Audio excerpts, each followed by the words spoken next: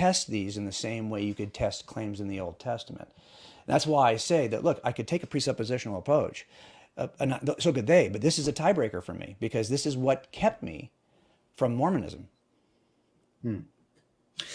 All right. Well, again, I don't want to get too off on the methodological issue, but those questions do come up. And so I do appreciate your take And there. I'm just showing you why, for me, that those questions are going to be raised on both sides. Sure. And I think if all we did was look at this as the tiebreaker approach that would separate two worldviews that rely highly on presuppositional approaches, then this is worth doing.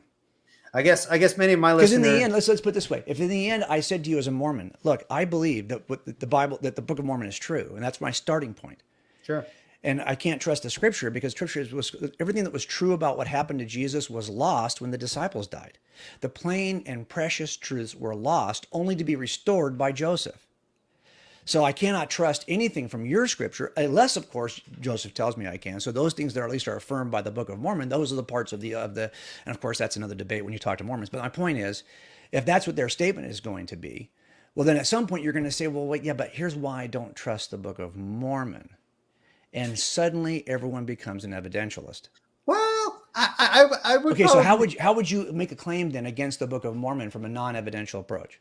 Yeah, well, first I'd like to make a distinction between the utilization of evidence and the utilization of evidentialism as a methodology. I think those are distinct. So, contrary to popular opinion, presuppositionalists are not against using evidences. We just use them within a presuppositional framework. Now, when we're dealing with someone who's making a similar authoritative claim, the common criticism of presuppositionalism is that, look, they have their ultimate authority, you have your ultimate authority, and so now you're just kind of just asserting your ultimate authorities.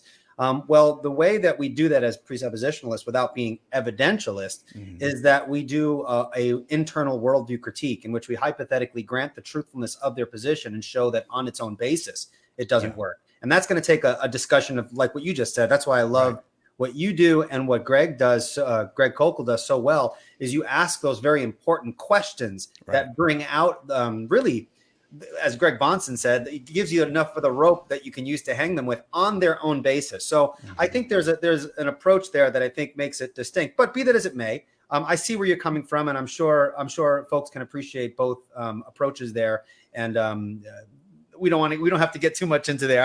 I want to make sure we focus so it benefits people who are asking the sorts of questions we're covering. But this is my favorite topic. Methodology is definitely something